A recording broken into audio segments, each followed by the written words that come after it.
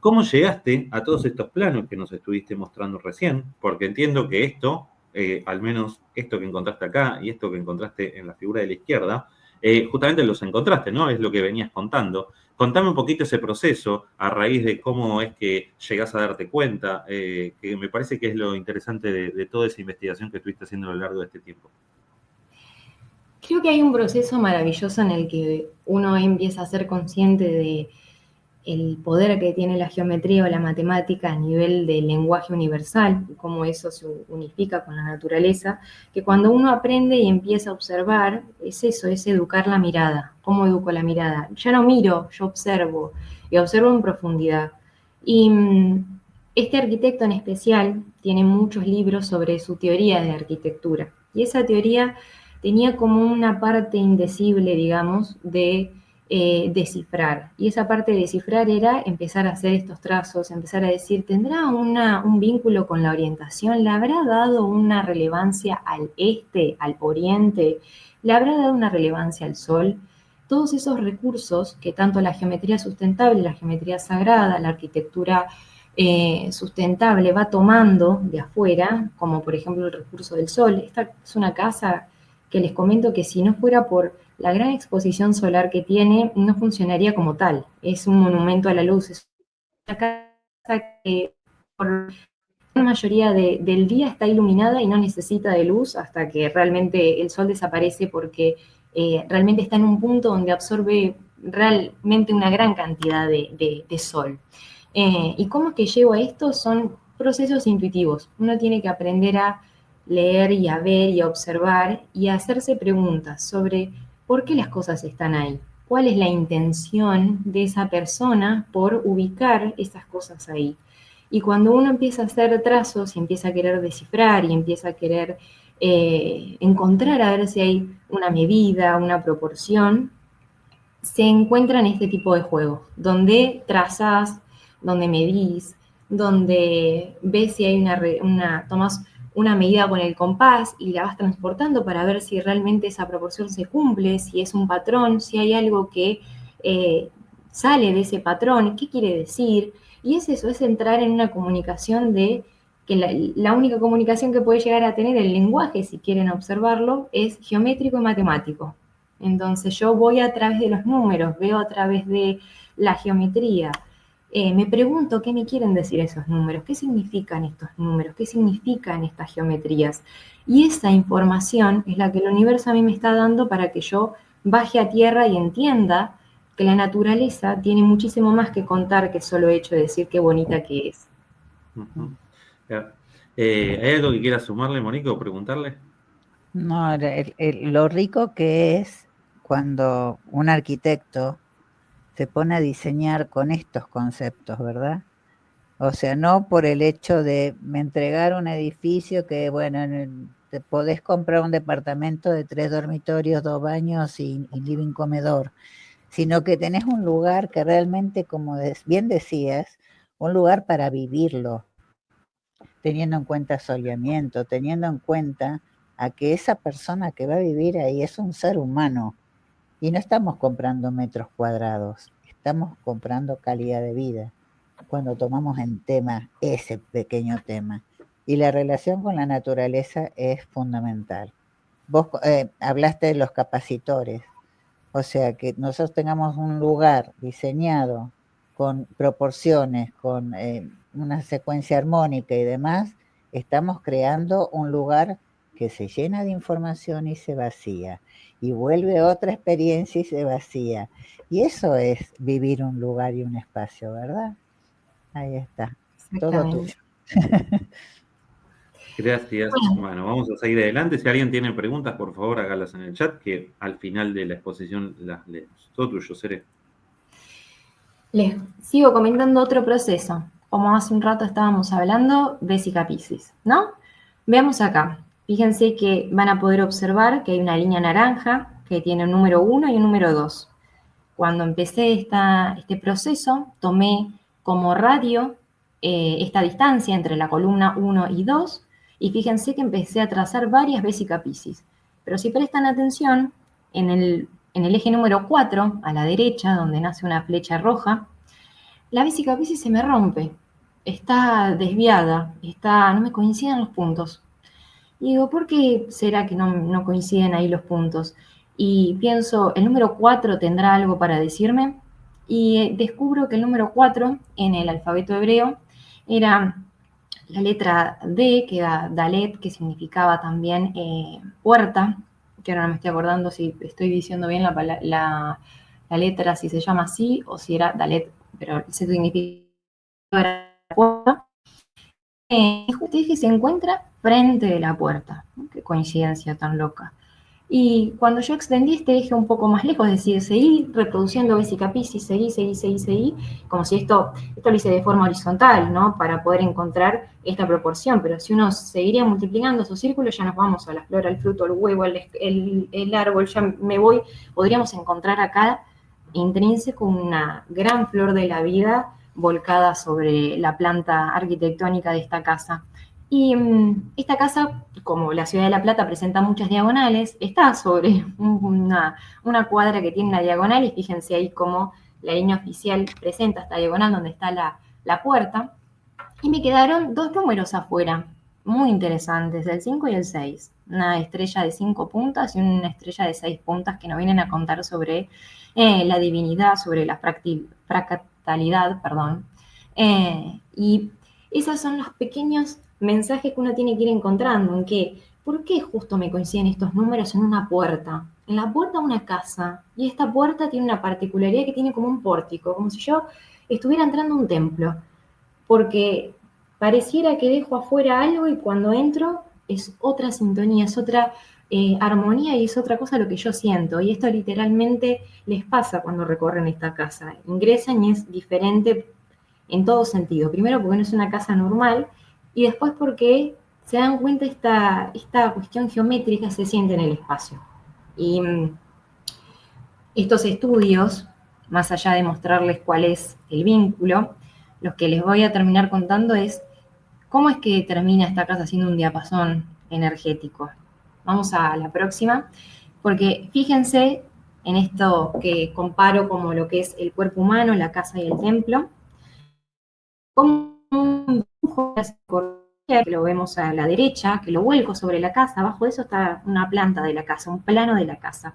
Y coincide este hombre moblor de 2,26 metros con su mano, donde está acostado literalmente en esta casa, y en esa cabeza que ustedes ven en ese dibujo a la derecha, hay un árbol ahí. Justo en la cabeza del hombre moblor, Le Corbusier planta un árbol, que eso se lo pide, y es parte del proyecto. Ese árbol tiene que estar ahí. Y lo ubica en la cabeza de este hombre. ¿Por qué será? ¿No? La cabeza. Y justo, esto es una pregunta retórica, es para ustedes, no la voy a responder. Quisiera que ustedes me digan qué opinan sobre lo que les estoy contando, sobre las decisiones de este arquitecto que terminan siendo simbólicas, significativas y geométricas al final, porque es algo secreto de entender. Y cuando uno ve este vínculo entre un templo, una casa y un cuerpo humano, entiende que es todo lo mismo. Si quieren, el tema del templo lo podemos dejar de costado para concentrarnos solamente en la casa y la persona. ¿Cómo es este vínculo? La casa y la persona hablan el mismo diálogo. ¿Por qué? Porque un cuerpo tiene alma, pero la casa tiene espíritu, y ese es su diálogo entre la espacialidad. Vamos a la próxima. Esto, como les comentaba, tiene que ver con esta línea de pensamiento y de investigación, que es que construyo en sintonía y en armonía con el ser humano. Para eso aprendo de él. ¿Y cómo aprendo de él? Y aprendo de la naturaleza, aprendo de las proporciones, aprendo de las medidas que la naturaleza me tiene para mostrar, para volcar a la manifestación de la construcción. Y para poder lograr estos espacios tan capacitores como estamos hablando, porque les cuento una particularidad de este árbol. La casa de la cual estamos hablando cumplió 70 años, 75 años cumplió. Y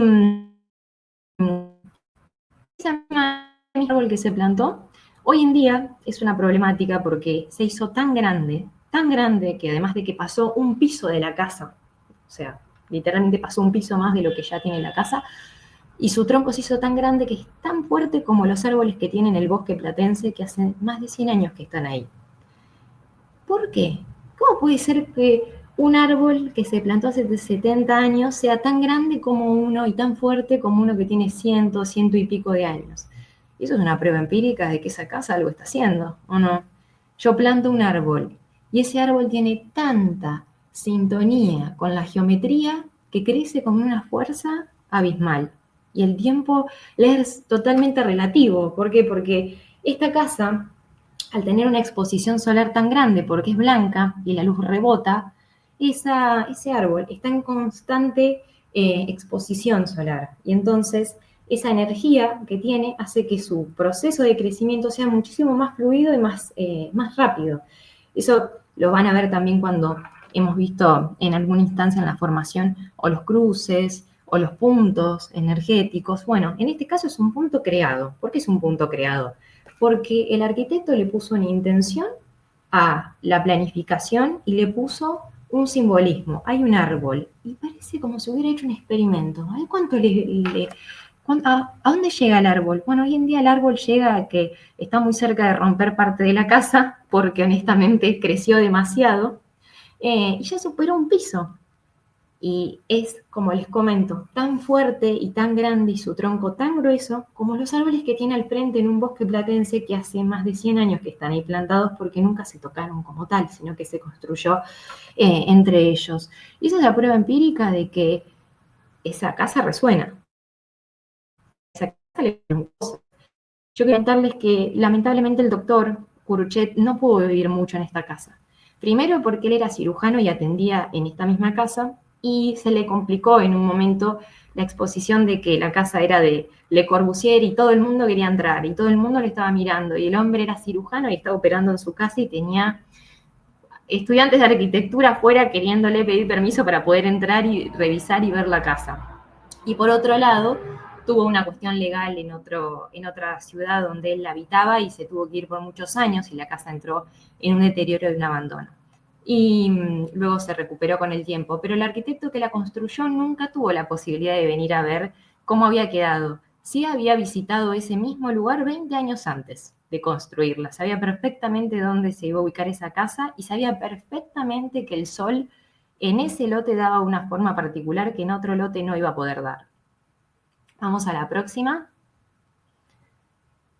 Bien, y acá como para ir un poco cerrando, y un tema que me parece que, además de que es súper interesante, lo hemos hablado un montón de veces en espacio de geometría sagrada y es muy relevante de entender, que es la fractalidad, ¿no? Esta estrella de 5 puntos que la puedo encontrar tanto en las escuelas pitagóricas como antes, como en otros sabios y personas que se han abocado al estudio de la geometría sagrada, donde descubren esta resonancia fractal, donde a partir de esta estrella de 5 puntas la proporción aparece y se retroalimenta constantemente. Esto no tiene fin, justamente esa es la definición de un fractal, o sea, aparece y vuelve a aparecer y se retroalimenta. Y esta retroalimentación, que si bien nosotros lo podemos ver en este momento como una abstracción geométrica o matemática, tiene que ver con la energía, tiene que ver con la belleza y tiene que ver con la armonía. Estos recursos de arquitectura tienen que ser ley, porque el espacio que nosotros vivimos nos afecta, nosotros afectamos el espacio. Y esa comunicación y ese vínculo debe ser lo más sano que se pueda para justamente habitar de forma digna y que el espacio no nos ahogue, no nos haga mal, no nos enferme. Y en este caso, más allá de que vimos que los recursos principales son geométricos y son matemáticos, lo más importante que tiene esta casa es su símbolo con el sol. Es como un monumento a la luz. Y si no hubiera sido por esa exposición, este gran recurso que tiene la arquitectura como el sol, que parece que es algo que estamos muy acostumbrados a levantarnos y decir, hoy está soleado, hoy está nublado, no prestamos atención de la carga energética que tiene con nosotros y de la relevancia que tiene el sol para nosotros y la luz. Así que creo que esta casa es no solamente una casa, sino una casa que tiene mucho que hablar y que comunica sabidurías de una persona que hace 100 años atrás la estaba pensando. Tere, la verdad, gracias por habernos compartido esto hoy. La verdad, un aplauso para vos y las felicitaciones al caso también por el libro que dejé fijado en un comentario en el chat, por si alguno lo quiere adquirir y está en Argentina. No sé cómo es el tema de los envíos al exterior, honestamente. Esto lo manejan a través de la página, pero seguramente puedan escribirles a la gente que comercializa el libro o si no, te pueden encontrar en @cere.dradi, que ahora voy a poner el banner para que te puedan encontrar también. ¿Alguna pregunta o algún aporte que quieras hacer, Monique? A mí se me surgen preguntas y seguramente que a los compañeros también, así que adelante, si las tienen para poder compartirlas con ella. Contame, Monique. Preguntas me las voy a contestar cuando lea el libro. Pero más que nada, ¿cuántas veces les decimos a ustedes que trabajen con la observación? ¿Qué es lo que hizo Cere? Observó, agarró su regla, agarró compás, estuvo midiendo, estuvo interpretando. Lo mismo que a veces les digo que hagan con la naturaleza, ¿no? O sea, Le Corbusier trabajaba mucho con todo lo que eran las proporciones, la proporción áurea, con las medidas antropométricas, ¿sí? Pero también estaba totalmente dedicado a trabajar con la naturaleza, ¿sí?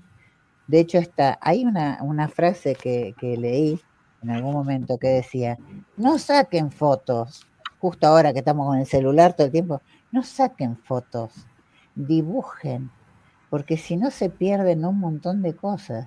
¿Es verdad o no? Cuando ustedes salen a la naturaleza, no le saquen la foto a la flor, dibujen la flor, trabájenla. ¿Cuántos pétalos tiene? ¿Por qué tendrá estos pétalos? ¿Por qué cuando me dicen que me haga un tecito de yuyo con tal planta o tal flor, tiene que ver con proporciones, con números y demás? Yo te felicito, Cere, y vuelvo a repetir, ojalá hubiese sabido de geometría sagrada cuando estudié arquitectura, porque uno estaría viendo las cosas totalmente diferentes. Te felicito, estoy feliz de que estés en nuestro espacio, en nuestro equipo, y que nos hayas regalado este cortito, que en algún momento lo podemos hacer más grande para explicar más todavía, pero pónganse en esa historia, observar, sentir, vivir. Cuando Serena hablaba de un lugar, ¿no? De cómo se vive un lugar. ¿Qué es lo que hacemos nosotros? Recorremos con los ojos cerrados mentalmente un espacio para reconocerlo, para intuirlo. Bueno, esto es maravilloso. Mil felicitaciones. Muchas gracias. Las felicitaciones y también te voy a hacer una pregunta que refuerza lo que viene diciendo Monique. ¿Cuántas veces tuviste que trazar para darte cuenta de lo que te diste cuenta? Muchísimas. Era entender, más que nada el desafío era pensar cuál había sido su proceso. O sea, ¿qué se había imaginado? Yo no se lo puedo preguntar. Hace 100 años, hace muy poco se cumplieron 60 años de su fallecimiento. Y es preguntarte qué puede haber pensado y es intentarlo, y pensar y dejarse llevar. Hay que prestar mucha atención en eso. Hay una parte maravillosa de trazar o construir geometría que justamente hacemos mucho hincapié aquí, que es la información. Bueno, cuando nosotros nos sentamos y nos concentramos, y antes de eso quizás hacen unas respiraciones, una meditación, pero entienden que están a punto de bajar algo, una idea, un plano, una idea, un dibujo, una idea, una observación. Ese ejercicio, y si tiene que ver con geometría y matemática mejor, es un ejercicio de percepción. Yo percibo, yo intuyo, yo busco esa información y la acepto y la intento interpretar. Yo sé que lo que comento parece complejo, pero les prometo que cuando lo intentan, y lo pueden hacer con sus casas, por ejemplo, tienen un plano de sus casas y empiezan a encontrar vínculos proporcionales, figuras geométricas que se repiten, un análisis, observar, ¿qué me está contando esta planta? ¿Qué me quiere decir? Ese creo que fue el proceso y sí, por supuesto, mucho trabajo y mucho estudio y más que nada mucha observación. Observarlo. Me quedo un rato mirándolo. Veo por qué se me zafó el compás o se me zafó el lápiz o pasó algo. Algo ahí está. Son los elementos para que nos comuniquemos con ellos. Esa es la respuesta que sabía que me ibas a dar y que justamente busco, porque ahora con Monique estamos haciendo algunas mejoras en la formación. Siempre escuchamos a los estudiantes, siempre escuchamos las dificultades que van presentando, pero una de las cosas que a veces me llama la atención es cuando nos preguntan por qué tienen que trazar 2 veces la Bésica Piscis o por qué les pedimos 2 veces los sólidos platónicos, si ya los hicimos.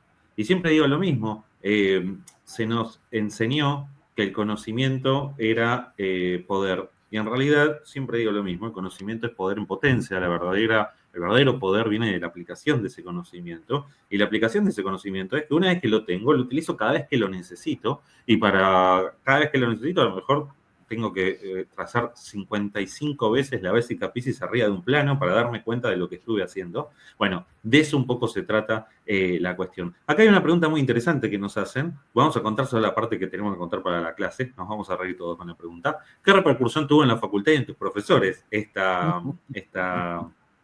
investigación que hiciste? Yo les adelanto algo. Ella, cuando estaba haciendo la tesis para su magistratura, es que empezó esta investigación y fue aprobada con diploma de cum laude, ¿no? ¿Es así? Por lo Sí. tanto, fue bien recibida. Contanos un poquito de esa devolución que nos pregunta acá Nancy. Y al comienzo fue toda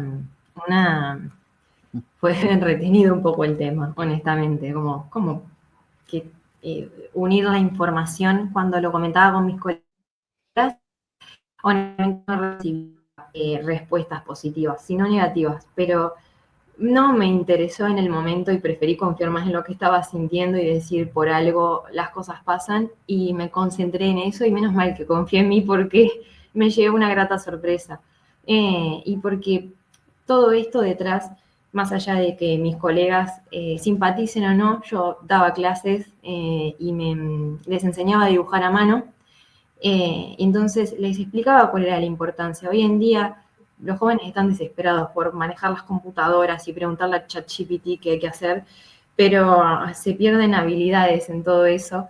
Y esas habilidades, la mano, que esa mano que se educa, es una mano que tengo que educar, es una mano que le tengo que enseñar, porque no sabe, la mano se hace, no nace. Tiene que ver con esta práctica, y esta práctica geométrica y matemática, por más que yo no entienda, por más que puede ser que yo diga, yo no sé lo que es la raíz de 5, no pasa nada. El tema es que vos te sientes a practicarlo y trazar y trazar y trazar y construir geometría no es inocente, porque cuando uno lo está haciendo, está practicando en su mente, dando una práctica a su mente, en su subconsciente, donde en la contemporaneidad enfrenta mejor las cosas. ¿Por qué? Porque uno aprende a percibir y aprende a tomar las cosas de otra forma. Y los problemas de la vida los puede enfrentar con otras herramientas. Yo sé que es muy complejo lo que les estoy comentando, pero los invito a pensar por qué en la antigüedad grandes pensadores y filósofos que conocemos terminaban preguntándole a oráculos cómo solucionar problemas civiles, y los oráculos hablaban de la cuadratura del círculo, de un problema matemático que les daban a resolver, y uno dice, ¿cómo puede ser? ¿Y qué será lo que nos están contando? ¿Qué habrá pasado? Significa la geometría para el ser humano, que nos hemos alejado, pero la naturaleza es más fuerte que todo. Cere, gracias por habernos traído esta clase hoy. Vamos a repasar el libro, que es una investigación que busca dar luz sobre la influencia de la masonería dentro de la producción arquitectónica, discursiva y artística del arquitecto Le Corbusier, no voy a nombrar el nombre en francés, donde reconoce el pasado, el linaje, los vínculos familiares, los lugares que nutren esta influencia y la proyección de estas sabidurías en algunas obras del arquitecto. También sintetizan las herramientas fundamentales para un diseño digno, que creo que es una de las cosas que tanto promovemos en el espacio de Geometría Sagrada, con sentido en base a la aplicación de este maravilloso conocimiento que tenemos el privilegio, siento, de aprender todas aquellas personas que estamos en este momento acá, porque nosotros con Monique hemos aprendido de esta charla, Cere ha aprendido de la formación y ustedes estamos aprendiendo retroalimentándonos. ¿Cómo te sentiste con la clase? Yo encantada, sumamente encantada. Estoy muy feliz primero de el espacio que me brindaron, de poder contarles un poco sobre esta investigación y de que sigamos multiplicando y democratizando estos saberes que así tiene que ser. Y bueno, es un pequeño aporte a quien le sirva y a quien le interese, aprender un poco sobre cómo la arquitectura nos resuena con nosotros, tiene símbolos, tiene significados y tiene intención. Y esa intención, ¿qué significa para nosotros en nuestra vida? Así que muy feliz y muy agradecida realmente por la oportunidad y por haber compartido esta tarde con ustedes.